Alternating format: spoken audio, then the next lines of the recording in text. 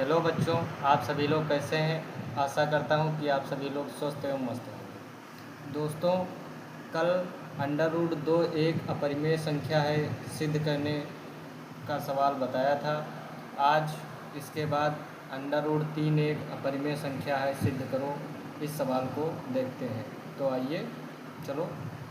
आज फिर से बता रहा हूँ कि जो चीज़ सिद्ध करना होता है उसके विपरीत साइड को लेकर उस चीज़ को सिद्ध किया जाता है। जैसे अंडर रूट 3 एक अपरिमेय संख्या सिद्ध करना है तो अंडर रूट 3 एक परिमेय संख्या हम मान लेंगे। जब परिमेय संख्या मान लेंगे तो हमें ये पता चल जाएगा कि परिमेय है या अपरिमेय है।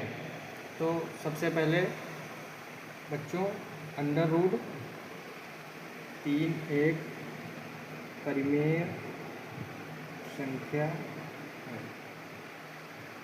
ये हमने मान लिया है। दोस्तों, जब अंडर रूट 3 एक परिमेय संख्या है तो परिमेय संख्या को हम पी अपान क्यू के रूप में लिख सकते हैं। तो दोस्तों, अंडर रूट 3 को हम पी अपान क्यू के रूप में लिखेंगे। Under root 3 is equal to P upon में क्यू, जहाँ पी व क्यू पूर्णांक हैं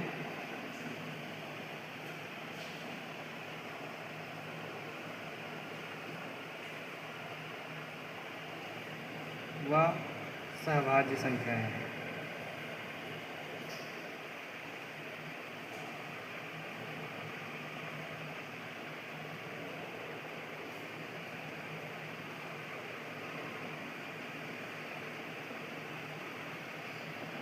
दोस्तों, दोनों पक्षों का वर्ग कर देंगे। दोनों पक्षों का वर्ग करना है।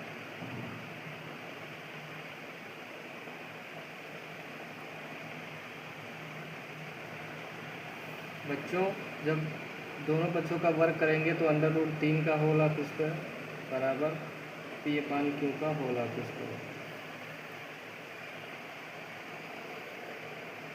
अंडर रूट 3 का होल ऑफ स्क्वायर बराबर पी स्क्वायर अपान में क्यू स्क्वायर। दोस्तों, अंडर रूट 3 का होल ऑफ स्क्वायर क्या होता है? स्क्वायर होता है कि उस चीज़ को 2 बार गुणा करके लिखना। तो अंडर रूट 3 का स्क्वायर हमें निकालना था, तो अंडर रूट 3 को 2 बार गुणा करके लिख दिया। अंडर रूट 3 गुणे अंडर रूट 3 बराबर 3। अंडर रूट 3 का होल ऑफ स्क्वायर बच्चों कितना आ गया? 3 बराबर पी स्क्वायर अपान में क्यू स्क्वायर। अब पी स्क्वायर बराबर 3 क्यू स्क्वायर आ गया। इसको समीकरण 1 दे देंगे। दोस्तों, यहाँ से निकल के आ रहा है कि पी स्क्वायर 3 से विभाजित है।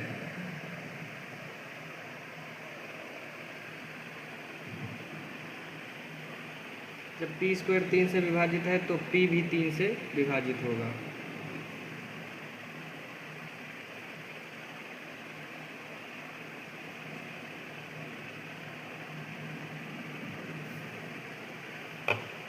बच्चों, समीकरण 1 में नई संख्या मानेंगे और उसकी वैल्यू समीकरण 1 में रख देंगे।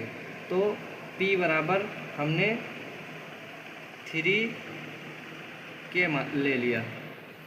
p बराबर 3 के दोस्तों हमने मान लिया। अब इसके बाद p की वैल्यू समीकरण 1 में रख देंगे। तो p का मान समीकरण 1 में रखने पर समीकरण 1 में रखने पर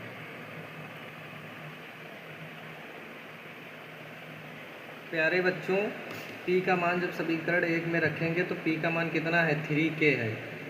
प्यारे बच्चों, p का मान जब यहाँ पर रखेंगे तो 3k का होल ऑफ स्क्वायर बराबर 3k क्यू स्क्वायर। बच्चों, अभी बताया है कि किसी चीज़ का जब स्क्वायर निकालना होता है तो उसको 2 बार गुणा करके लिख देते हैं। तो 3k गुणे 3k बराबर 9k स्क्वायर। 9k स्क्वायर बराबर 3 स्क्वायर। बच्चों, ये गुणे की संख्या है, ये बटे में आ जाएगी। तो 3 1 जा 3, 3 3 जा 9।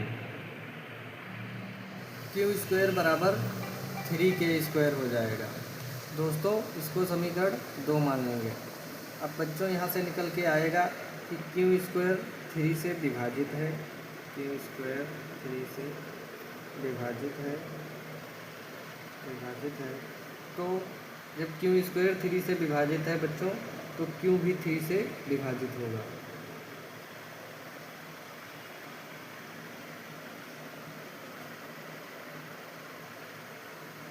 दोस्तों अब यहाँ पर स्पष्ट होता है, अतः यहाँ यह स्पष्ट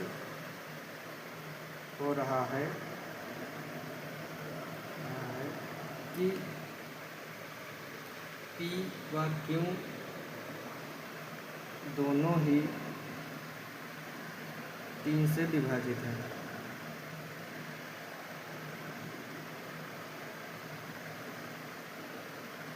दोस्तों ये बच्चों P भी 3 से विभाजित है और Q भी 3 से विभाजित है। तो बच्चों यहाँ से क्या निकल के आ रहा है, अतः P व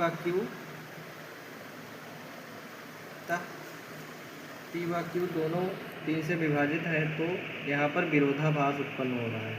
अतः विरोधाभास प्रकट हो रहा है। अतः यहाँ पर विरोधाभास प्रकट हो रहा है, क्योंकि हमने माना क्या था, P व Q सहभाज्य संख्याएं हैं। दोस्तों जो सहभाज्य संख्याएं होती हैं उनके केवल एक गुणनखंड होते हैं, लेकिन यहाँ P व Q दोनों 3 से विभाज्य हैं, इसलिए यहाँ पर विरोधाभास उत्पन्न हो रहा है। तो लिख देंगे क्योंकि P व Q सहभाज्य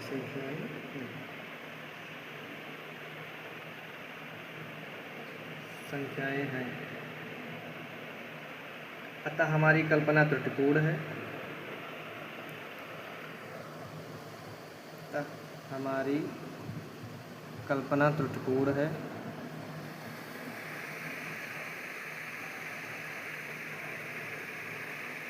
इसलिए √3 एक अपरिमेय संख्या होगी।